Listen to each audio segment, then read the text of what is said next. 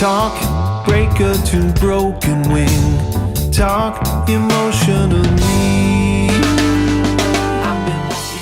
MonkeyHouse started as kind of an outlet for the songs that I was trying to write for pop artists that were coming out a little too quirky or odd or had too many jazz chords in them, or for one reason or another didn't seem like an obvious slam dunk mainstream pop song.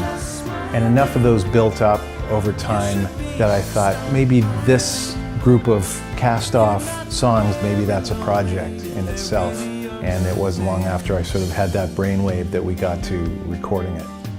For years, we were doing records where it would be me and a cast of whoever I assembled that I thought was right for this tune or that tune. But gradually it began to distill itself into what is now the core lineup of the group, which is me, drummer Mark Kelso, bassist Pat Kilbride, and guitarist Justin Abbott. And now we feel like the four of us, we're MonkeyHouse. It's still supplemented with horn players and percussion and background vocals and guest stars, but it's nice to feel like there's a core version of the band now. The new album, I would say, is different because it's the first time that right from the get-go, it's been the quartet at the heart of it. I've been working with these three guys enough over the years that I really have a pretty good three-dimensional idea of what it's going to sound like once the four of us get in the studio.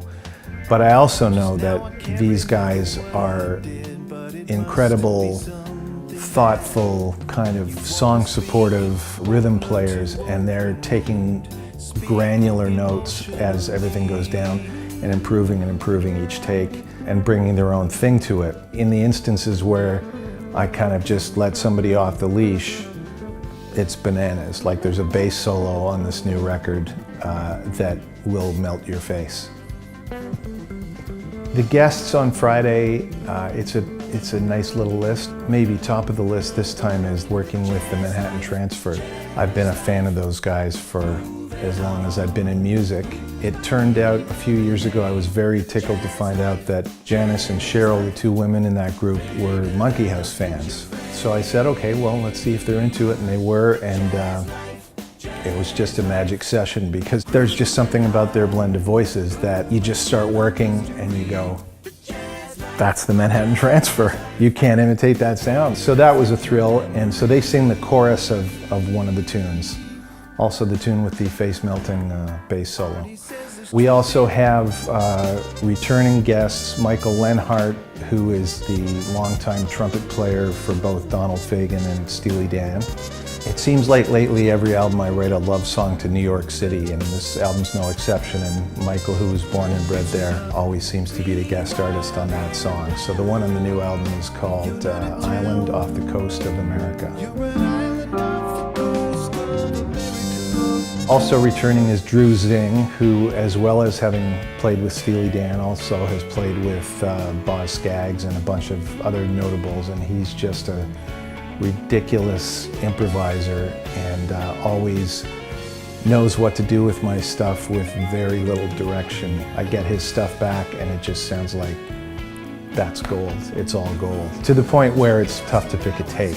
And also in the guitar core this time is Mark Lettieri, who is one of three guitar players in Snarky Puppy. Mark plays on the opening track on the record, and he plays in a funk bag, sort of almost a James Brown-y bag in one solo, and then the end of the tune goes into a samba, and he completely nails that bag too.